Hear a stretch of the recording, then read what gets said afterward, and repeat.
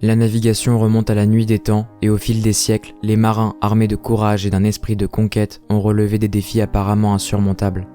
Nous verrons dans cette vidéo l'évolution de la navigation entre la préhistoire et le Moyen-Âge. Dès que l'homme s'est aperçu qu'en montant sur un tronc d'arbre on flottait et qu'en agitant les mains on avançait, il a découvert un moyen de transport extraordinaire. Ce n'est pas par hasard si les Vikings d'un côté et les Phéniciens de l'autre ont été des précurseurs et de très grands navigateurs. Leurs deux pays sont montagneux et autrefois la circulation terrestre y était très difficile. C'est ainsi que l'homme a tout de suite compris l'intérêt des navires et s'est mis à fabriquer des bateaux élémentaires de plus en plus grands. Les premiers bateaux ont été construits durant la préhistoire à partir de troncs d'arbres évidés à l'aide d'outils en pierre. Ceux-ci avaient une fonction simple qui était de pouvoir se déplacer sur l'eau afin de faciliter la chasse et la pêche. Mais très vite, l'homme constate que ce moyen de locomotion offre d'immenses possibilités tant pour faire du commerce que pour faire la guerre. Cependant, l'embarcation étant fine et légère, l'eau avait tendance à l'envahir à la moindre vague. C'est pour cela qu'il y a près de 5000 ans, des constructeurs vivant au bord de la rivière Amos au Danemark inventèrent le bordage cousu, qui permit progressivement d'augmenter la taille des embarcations. Ce bordage protège des entrées d'eau et permet d'augmenter significativement la capacité de charge de l'embarcation. C'est ainsi que de la pirogue préhistorique, il ne reste bientôt que la quille des bateaux qui perdurent encore aujourd'hui dans les constructions en bois. Parallèlement, les premiers navigateurs constatèrent qu'en déployant une peau de bête tendue au bout d'une perche fixée au fond de l'embarcation, ils pouvaient utiliser la force de propulsion du vent. C'est ainsi que les premiers voiliers virent le jour, mais ceux-ci ne savaient utiliser le vent que lorsqu'ils venaient de l'arrière, dans les autres cas, la rame restait indispensable. Cependant, les meilleurs navigateurs apprenèrent vite à domestiquer ce vent. C'est ainsi, avec de simples pirogues à bordage cousu et une voile rudimentaire, que débutera le peuplement de l'Océanie. Il y a 5000 ans, les Égyptiens avaient déjà une parfaite maîtrise de la construction des voiliers et savaient naviguer autant sur le Nil qu'en mer. Le pharaon Sésostris III fit creuser un canal dirigé d'ouest en est à travers le Wadi Toumilat, ancêtre du canal de Suez, faisant se joindre le Nil et la mer Rouge. D'après Hérodote, les Égyptiens réalisèrent vers 600 avant notre ère une première circumnavigation de l'Afrique. S'inspirant des techniques égyptiennes, les Phéniciens et les Grecs achevèrent progressivement de maîtriser la navigation en mer à bord de trières et explorèrent puis colonisèrent toute la Méditerranée à bord de leurs navires. Ptolémée Ier fit construire pour guider les marins le phare d'Alexandrie. Mais la plupart du temps, ceux-ci faisaient du cabotage, c'est-à-dire qu'ils ne s'aventuraient que rarement hors de vue des côtes. À cette époque-là, les navires ont principalement une fonction de commerce et de transport de personnes, bien qu'ils ne dédaignent pas les utiliser parfois pour faire la guerre. Fernand Braudel, un historien, a parlé du fleuve Méditerranée qui décrit bien ce phénomène, car nous n'avions pas tellement besoin de traverser la Méditerranée, en effet, nous pouvions simplement longer le littoral.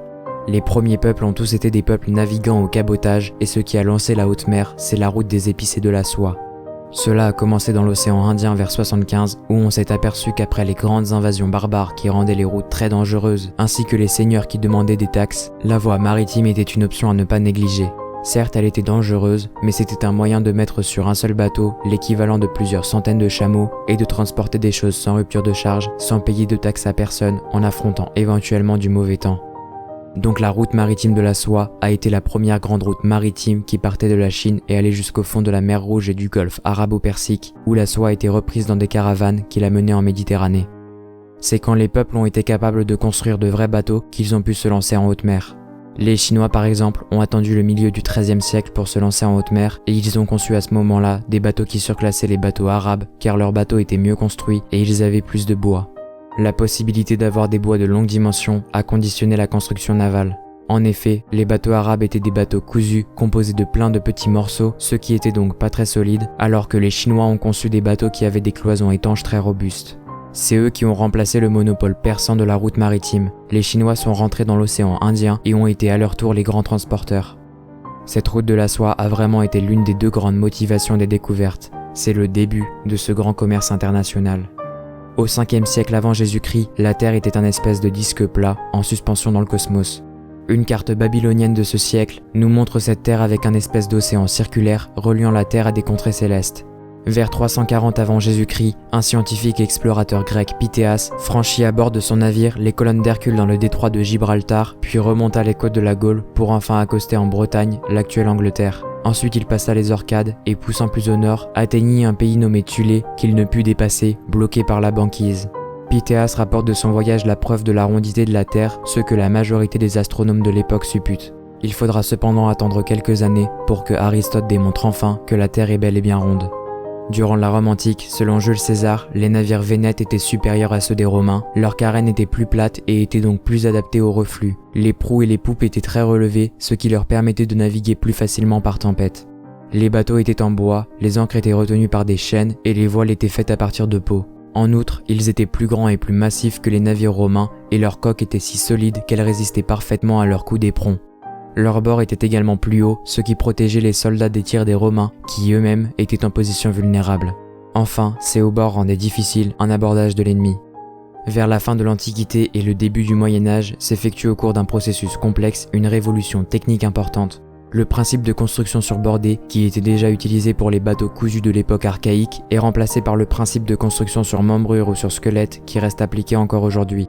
Jusqu'à la Renaissance, à part quelques exceptions, les bateaux, qu'ils soient à rame ou à voile, vont conserver cette caractéristique polyvalente. Les Vikings, comme en témoigne la tapisserie de Bayeux, utilisent le même navire Ankh-Nord mi-rameur mi-voilier pour explorer l'Amérique du Nord, commercer dans la mer Baltique ou envahir la Normandie et remonter la Seine jusqu'aux portes de Paris.